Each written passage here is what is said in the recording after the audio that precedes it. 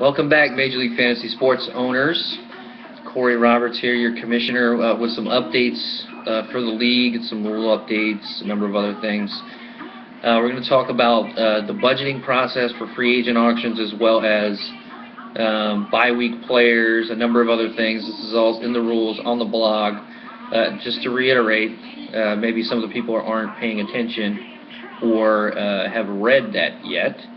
Anyway, as far as the free agent auction goes, in the new league, we've got guys spending way too much money too early in the season to make moves or fill holes or whatever it is that they're doing. I mean, you've got 16 weeks in the entire season, so if you've got $100, I mean, it's simple arithmetic.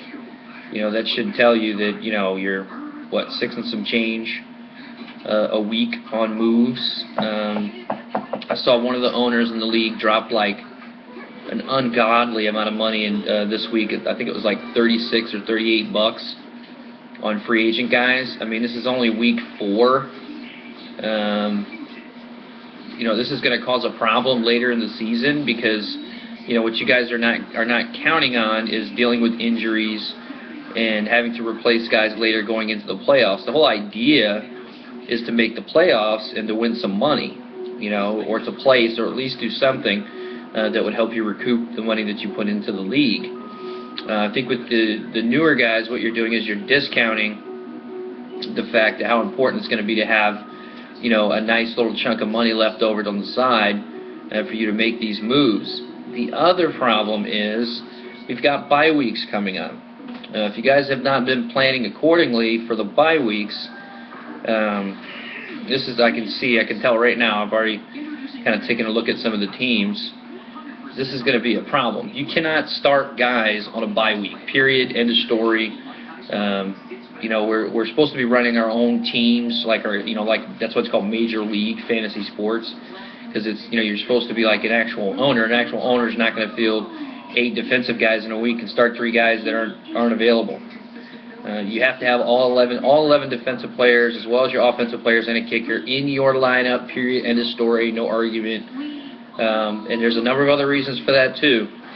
Let's say, for instance, you're in the playoff run, and you've got an owner that's pretty much, blown all their money already, can't afford to make any moves, and it's got either guys on a bye week or he's got injured players, and these people are in the starting lineup. Well, let's say you were 5-5, and there's another guy in the league that's 5-5. You guys aren't playing each other in that week, but you guys are fighting for the last 2 spots in the playoffs.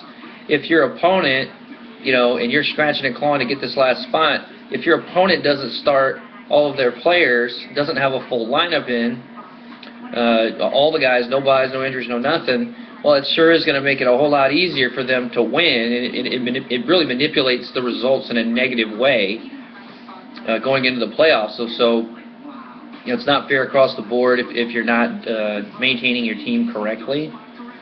So that's very, very important.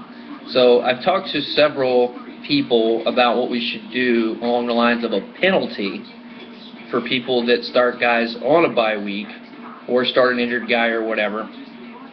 Is if you start a guy, for each player that you start that's on a bye, or that's, let's say for instance, they're on the IR, then you will lose, I'm going to deduct at the end of the week 20 points from your total score for each player that you have started on a bye that particular week. So, guys, we need to start budgeting our money a little bit better. I can already see there's going to be about 3 or 4 owners in the league. They're going to be flat broke by the time the middle of the season rolls around. They're going to be screwed, and they're going to, by default, they're going to screw over another owner that's actually trying to get into the playoffs by not really, fielding an entire team and being a viable matchup for the team they might be competing for that last spot with.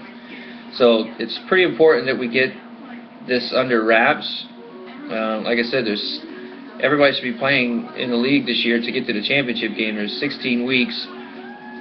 There's $100 that you have to spend on these guys. It's real simple math. I mean, 6 times 6 is 36. 6 times 10 is 60. That's $96 if you spent $6 every week on all your players, $6 a week would put you at $96 spent. When by the time you get to the Super Bowl, you'd have a $4 bank. You'd have $4 left over. So those of you that are slapping down 30, 40 bucks in a week, you have to stop that. you have to. You know, you may want certain players at certain positions, but there are going to be more players that are going to be available throughout the season. So if you miss out on one guy, so what? There's going to be injuries in pro football, and you're going to have the opportunity to pick up guys all year. But if you blow your load early in the season, you're not only screwing over yourself, you're also screwing over other people in the league. So, again, watch your budgets carefully. Make sure you have money going into the playoffs. You know, you're going to need to make some moves.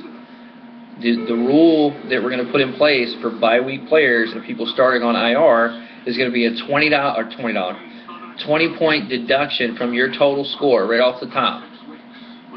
So, you know, if you don't want to lose 20 points in your matchup for each player during that week, start planning a little more accordingly and make sure that you have a legal roster every single week.